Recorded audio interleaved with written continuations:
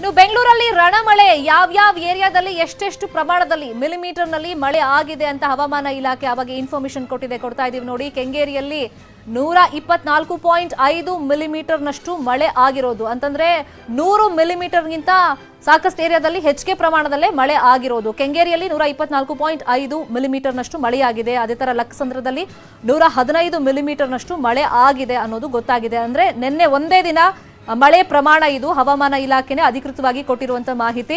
ಇನ್ನು ವಿವಿಪುರಂ ಆ ವ್ಯಾಪ್ತಿಯಲ್ಲಿ ಆ ಸರೌಂಡಿಂಗ್ ನಲ್ಲಿ 108 ಮಿಲಿಮೀಟರ್ನಷ್ಟು ಮಳೆಯಾಗಿದೆ ಅಂತ ಹವಾಮಾನ ಇಲಾಖೆ ಮಾಹಿತಿಯನ್ನ ಕೊಟ್ಟಿದೆ. ಅದೇ ತರ RR ನಗರದಲ್ಲಿ ಏನೆಲ್ಲ ಅವಾಂತರ ಆಗಿದೆ ನಿನ್ನೆ ಸಂಜೆಯಿಂದಲೂ ಕೂಡ ನಾವು ಆ ಬಗ್ಗೆ ಮಾಹಿತಿಯನ್ನ ಕೊಡ್ತಾನೆ ಇದ್ದೀವಿ. ಕಲ್ಯಾಣ ಮಂಟಪದಲ್ಲಿ ನೀರು ನುಗ್ಗಿ ರಿಸೆಪ್ಷನ್ಗೆ ಯಾವ ತರ ಅಲ್ಲಿ ಅಡಚಣೆ ಉಂಟಾಗಿತ್ತು, ಇವತ್ತು ಬೆಳಗ್ಗೆಯಿಂದ ಮದುವೆ ಕಾರ್ಯ ಹೆಂಗ್ ನಡೀತಿದೆ ಆ ಬಗ್ಗೆ ಮಾಹಿತಿ ಕೊಡ್ತಾ ಇದ್ವಲ್ಲ. RR ನಗರ ಆ ವ್ಯಾಪ್ತಿಯಲ್ಲಿ 102 ಮಿಲಿಮೀಟರ್ನಷ್ಟು ಮಳೆ ಆಗಿದೆ.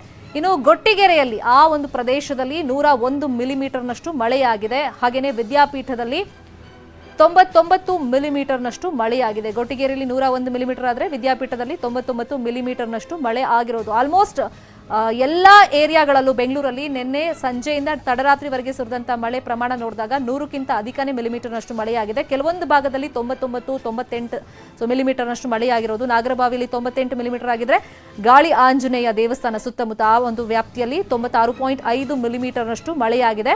ಇನ್ನು ಪ್ರಮುಖ ಏರಿಯಾ ಅಂತಂದ್ರೆ ಮತ್ತೊಂದು ಏರಿಯಾ ಜಯನಗರ ಆ ಒಂದು ಭಾಗದಲ್ಲಿ 92 ಮಿಲಿಮೀಟರ್ನಷ್ಟು ನಿನ್ನೆ ಒಂದೇ ದಿನ ಮಳೆಯಾಗಿದೆ. ಅದು ಸಂಜೆ ಮೇಲೆ ರಾತ್ರಿ ಬಿದ್ದಂತ ಮಳೆ ಪ್ರಮಾಣ.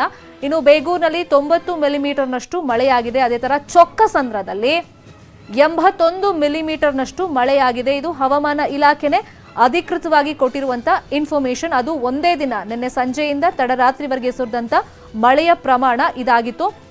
ಮತ್ತೆ ಇವತ್ತು ಕೂಡ ಮಳೆ ಸಾಕಷ್ಟು ಪ್ರಮಾಣದಲ್ಲಿ ಬರುತ್ತೆ ಅಂತ ಹವಾಮಾನ ಇಲಾಖೆ ಎಚ್ಚರಿಕೆಯನ್ನ ಕೊಟ್ಟಿದೆ. ಇನ್ನು ಬೆಂಗಳೂರಲ್ಲಿ ಭಾರೀ ಮಳೆ ಅವಾಂತರ. ಹಾಗಾದ್ರೆ ಎಲ್ಲಿ ಹೋಗಿದ್ದ